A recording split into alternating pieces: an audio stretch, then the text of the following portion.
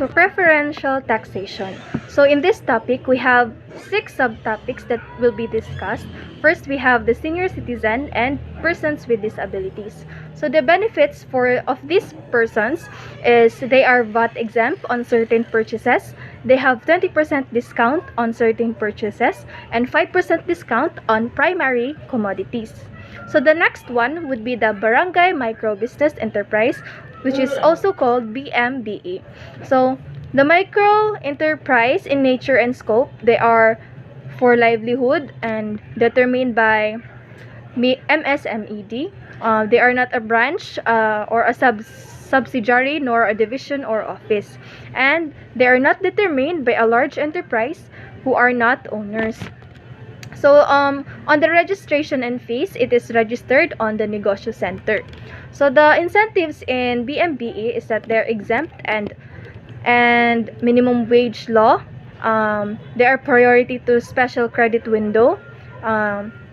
Also the technology transfer production assurance, and the LGUs encourage to reduce the amount of local taxes and charges. So we have the next one, the third one would be the PEZA registered entities.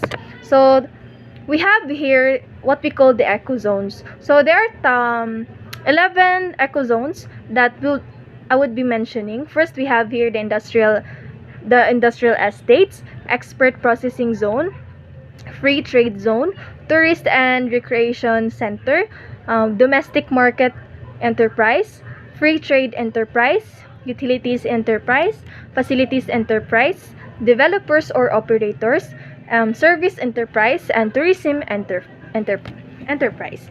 So for the fiscal incentives, we have the income tax holiday, 5% GIT, and value added tax. And for non-fiscal incentives, they are exempt from BIR importers clearance certificate.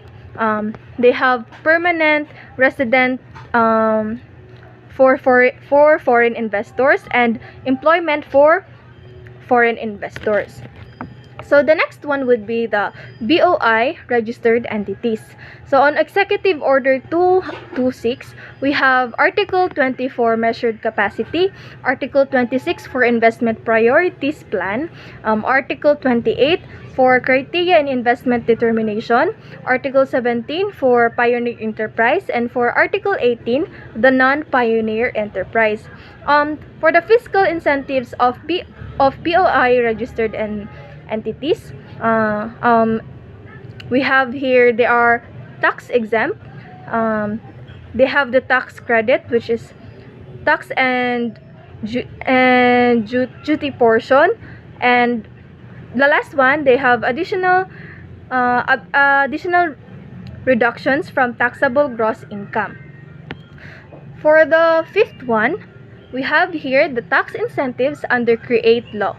So there are types of tax incentives.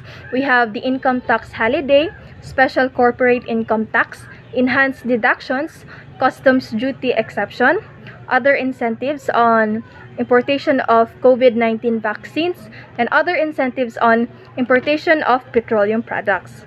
So in filing for tax returns, submission of tax reports, for the registered, we have within 30 calendar days, and for the IPAs or government agency, they have within 60 calendar days.